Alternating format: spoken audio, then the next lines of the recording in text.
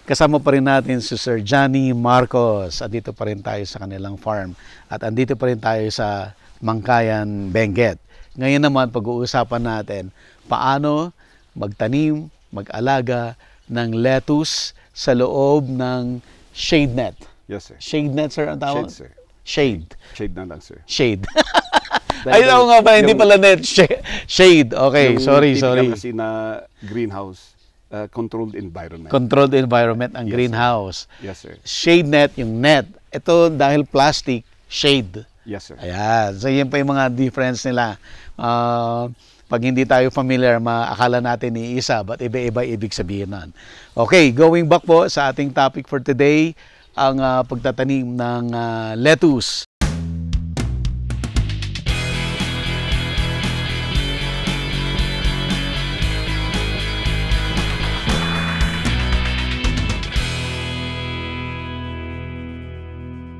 Available na po ang agribusiness merch sa Shopee. Ang link nasa description box.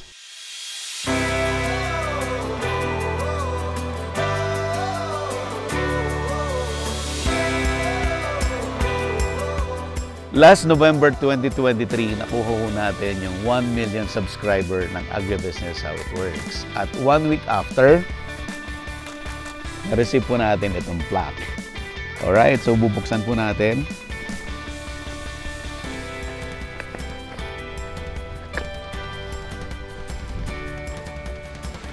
Tadaan! Ganda. Laki pala.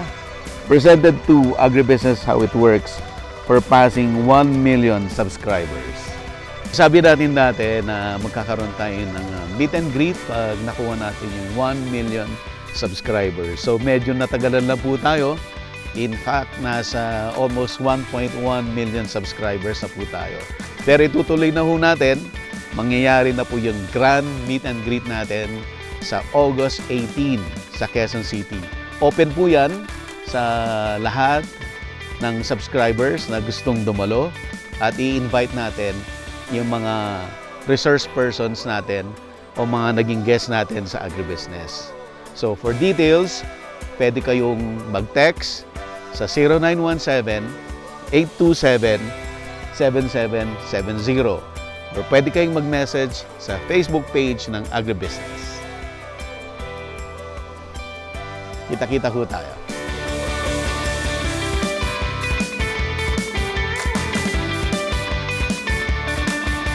Sir, dito tayo sa plot ng romaine. Yes, sir.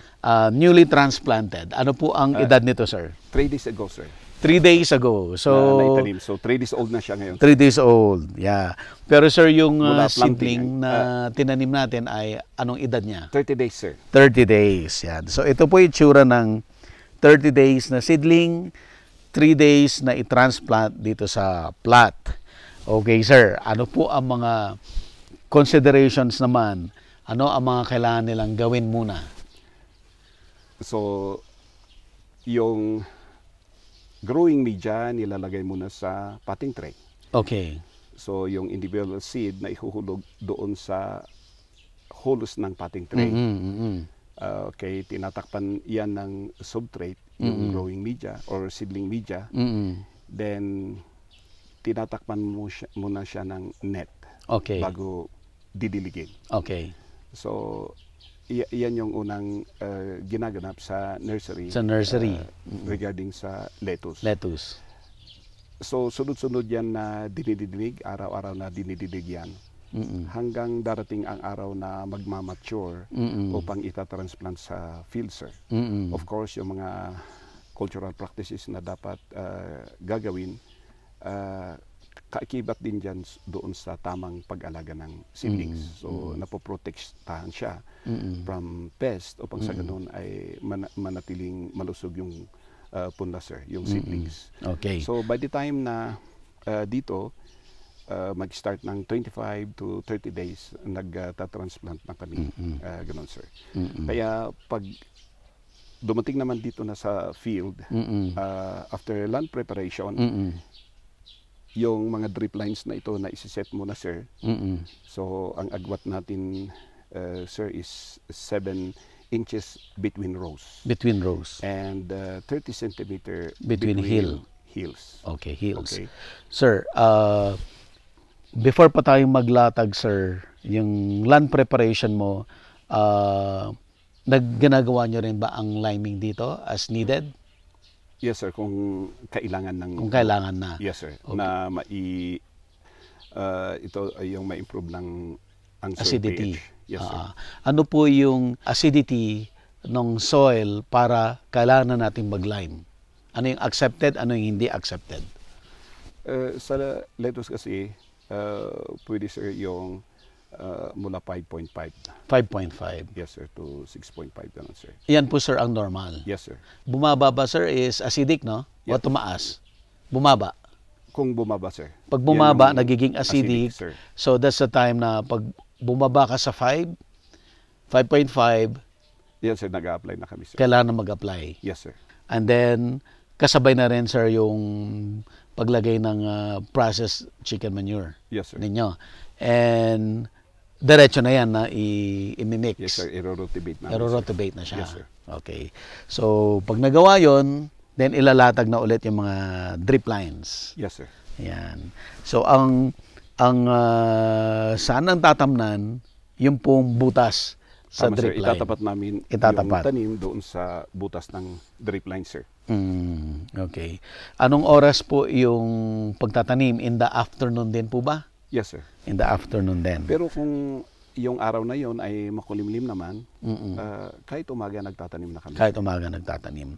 Yes, And ang watering po niya, sir, sa drip ay tuwing... Yes, sir. Pero ang ginagawa namin, sir, dinidrip namin kaagad before na magtatanim para makikita yung mga nagtatanim yung Asan yung location ng butas? O, para Siyempre may yung- guide sila Yes, saan sir. nila itatanim. Yan, sir. Ang galing. Okay. Okay. So, after na natanim, continuous ang watering until harvest time. Ganun, sir. So, ang watering is every day, sir? Yes, sir. Every day from all Maliban lang stages? kung, halimbawa, typhoon day Oo. at napakalamig yung surroundings, yan ang mga times na hindi na kami nagdidilig, sir. Dahil siyempre, hindi umaaraw, Opo. malamig. Dahil napansin namin, sir, pag kahit malamig, hindi sumisikat ang araw at patuloy kaming nagdidilig, apektado yung performance ng tanim, sir. Lumiliit. Lumiliit. Yes, sir. Okay. Sir, may instances ba na you need to water more than once a day? Yes, sir.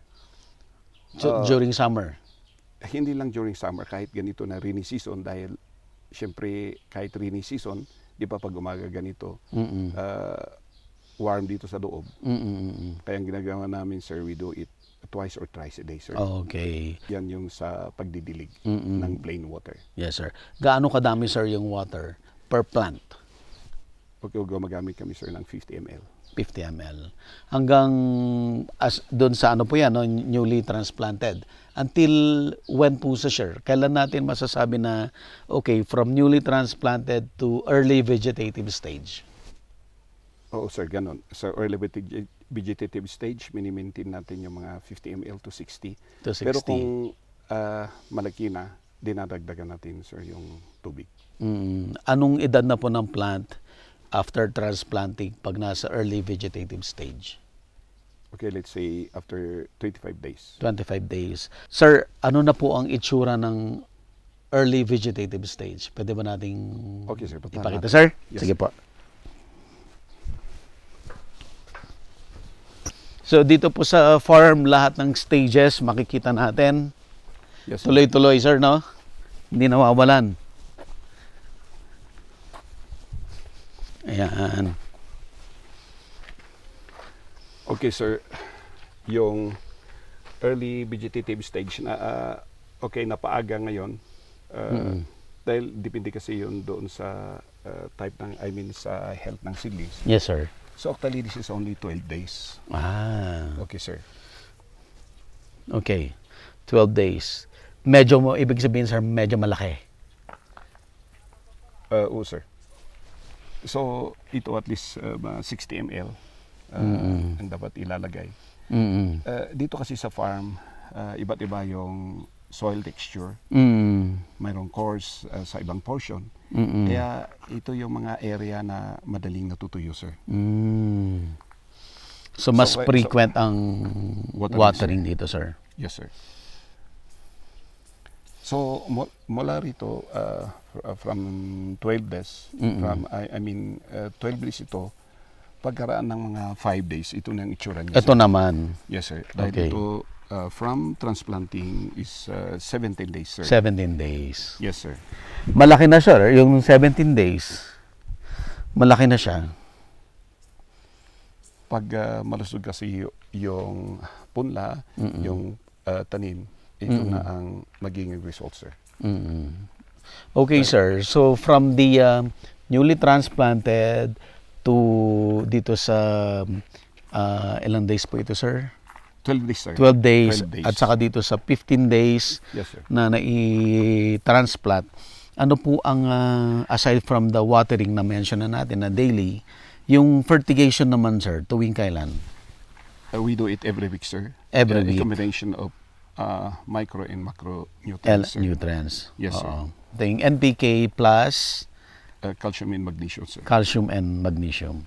Weekly fertigation. Okay. And the same po, no, yung dosage from bata to ganitong stages.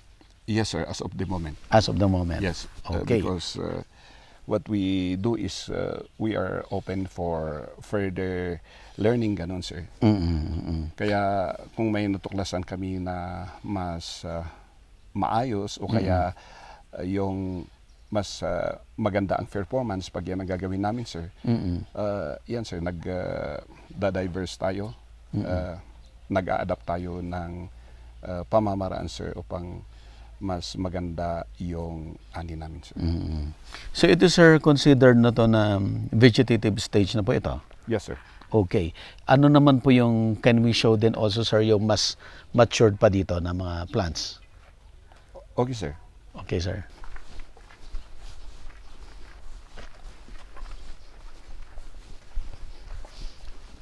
Gaano kalaki, sir, yung savings nyo in terms of time and manpower because naka-drip irrigation system tayo? Napakalaki, sir, ang masisave na time and labor. Hindi ko lang matansya in terms of figure, pero malaki ho ang difference, sir.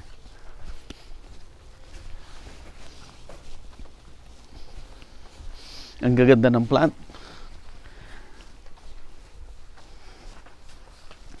Mayroon din ba, sir, ano to, trimming? Nagtitrim din ba kayo ng mga lumang dahon? Hindi. Sir, sa Robin, hindi gaano, sir. Hindi. So, ito, sir, yung Yes, sir. pag ihahambing dyan, mas malapad na yung dahon niya, sir. Or vegetative stage na po ito, sir? Yes, sir, advanced na. Advanced na. Yes, sir.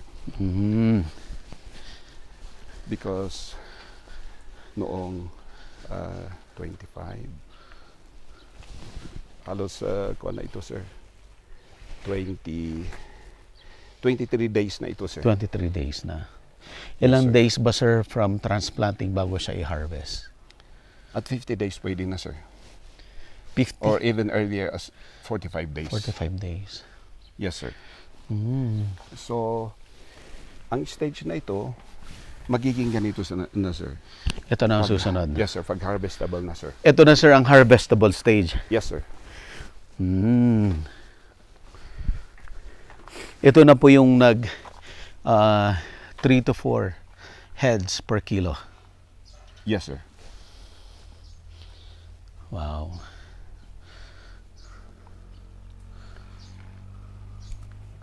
Pero pag ganito na ang kalalaki, sir, 3 heads is enough. More than 1 kilo pa yan, sir. Sa 3 heads. More than 1 kilo na. Yes, sir. Pero ginawa namin parang yun yung formula namin, sir. Para mas at least yung ipoproduce namin ay hindi kukulangin, sir. Para bang conservative estimate na yun, sir. Kagaya ng sinabi niyo kanina, di baling sumobra, wag lang magkulang doon sa requirement ng buyers. Actually kasi sir, yung isang ulo, pag maayos yung conditions, more than half kilo pa yan sir, ang bawat isang ulo. Oh, I see. Yes sir. Aabot siya ng 600 and 700 grams. Ganon sir. Ayan, napakaganda. Okay, mamaya po i-discuss natin yung ipapakita natin paano mag-harvest. Nakita natin yung romaine na ready to harvest. Ngayon pupuntahan naman natin yung Loro Rosa at saka Green Eyes na ready for harvest.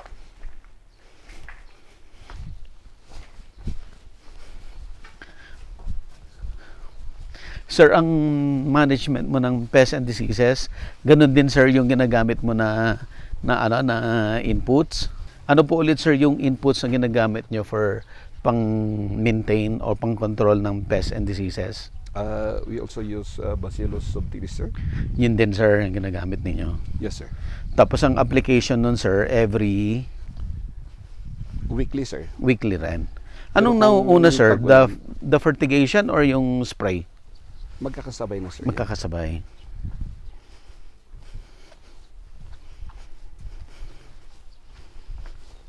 Ang lalaki.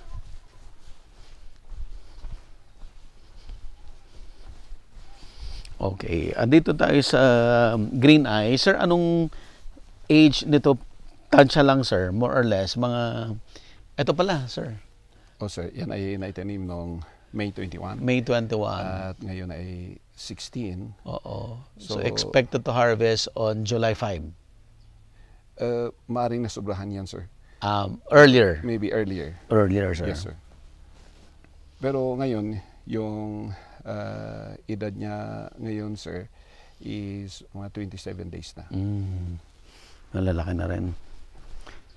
Actually, sir, ito pwedeng makain na, no? Yung mga ganitong kung tutuusin. Yes, sir. Pero sayang lang kung hinarvest mo na maaga. Yes, parang may nagsabi kasi sa akin na sa hydroponics, ganun na pinipitas na. Ito, sir, ganito. Okay.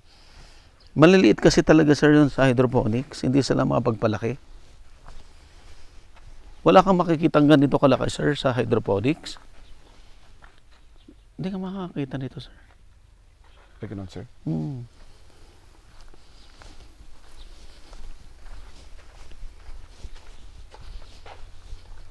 Stop, may ano ha, baka matisod ka.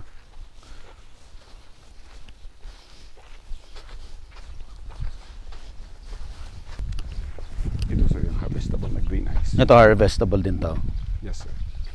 Okay lang, sir, yung mga nasisingit-singit na dahon. Okay, sir. Walang problema yan. Although, dapat sana natanggal, pero kung gano'n na nabisi kami, hindi namin nahabol na natanggal. At least mas malaki yung plant kaysa Yes, doon sir. sa damo. Yes, sir.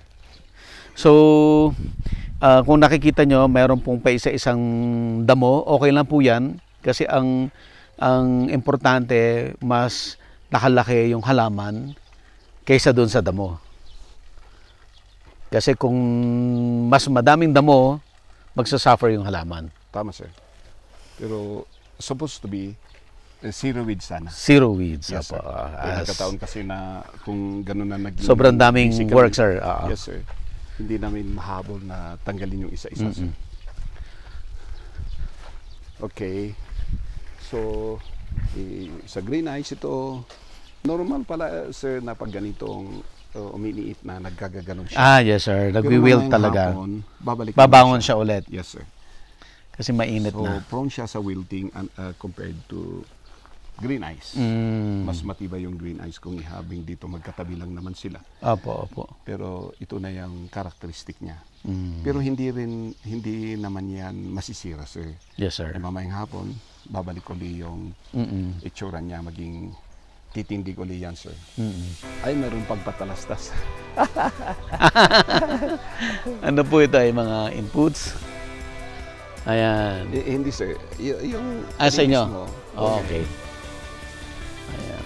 Ito, sir, ready for harvest na po ito. Yes, sir. Ayan.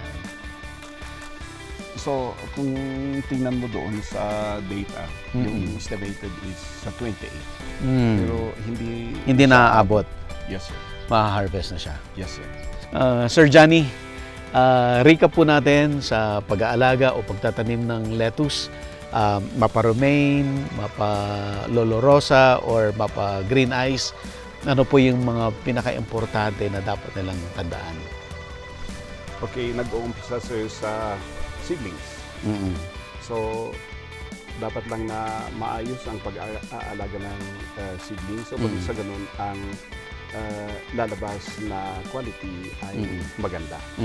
So, pag na-transplant na yung seedlings na yan, dapat lang na wasto yung pagdidilig, yung fertigation niya, at saka yung pangontra doon sa kulisap kung mayroong mag-appear na kulisap, sir. So, with these considerations, pag maayos yung mga pag-aalaga, of course, maganda ang turnout ng ani, sir. Ayan. Okay, so marami ho tayong natutunan sa pagtatanim ng lettuce sa shade. Ayan. Sir Johnny, maraming salamat po. Welcome, sir. Okay. Available na po ang Agribusiness merch sa Shopee. Ang link nasa description box. Agribusiness, how it works. Instruct, inspire, succeed.